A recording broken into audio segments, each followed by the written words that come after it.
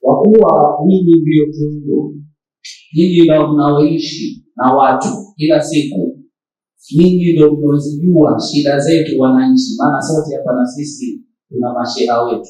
Kwa hiyo mategemeo yetu wananchi watapata huduma kwa urahisi na kwa haraka zaidi kama nilivyosema, kwa sababu hivi sasa sote ni mashahidi. Wakati mwingine anaweza akahamia mtu una habari, na wakati mwingine anaweza akahama mtu una habari, wakati mwingine masheha mpaka mtu anakufa hatuna habari. Lakini sasa kwa kutumia mifumo kama hii, maana yake unaweza ujenga sasa kwa wewe unaona anaongezeka, anayepungua, panapojenga kila kitu. Tutagawa kwa sheria zote zilizoko katika wilaya 4 mkoani Chake Chake yote na Micheweni, ambayo itakuwa na idadi ya vishikwambi 129.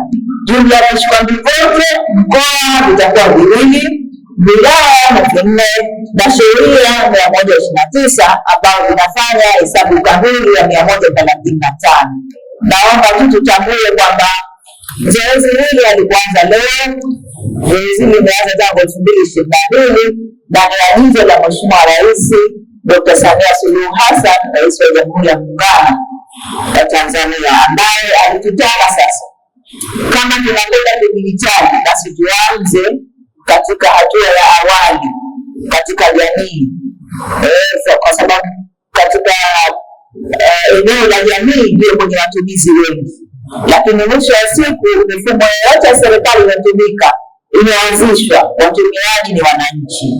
Kwa hiyo hili ni agizo la Mheshimiwa Rais na sisi tunalitekeleza, na kwa kuanzia ndio maana tukaona mtu muhimu kuliko yote ni sheha, ambaye yeye ndio muda wote anakuwa na maingiliano na mazungumzo na mahitaji ya wakaazi na watu katika maeneo yetu tunayoishi. Kuna siku ambayo tutawaita wao tunakuja kuweka sehemu kuwapa mafunzo namna gani wanaenda kutumia hizi mashine kwenye lengo ambalo limekusudiwa.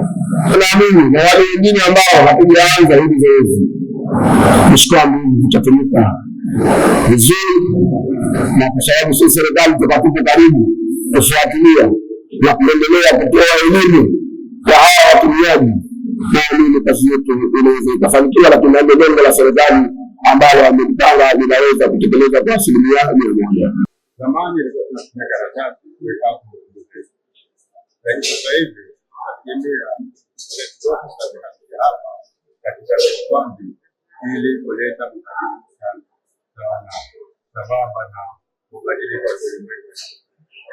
Hii itasaidia kuhifadhi kumbukumbu na hazitopotea wakati watu wanapotaka kwenye wapo na kuwa na utaipata kwa urahisi.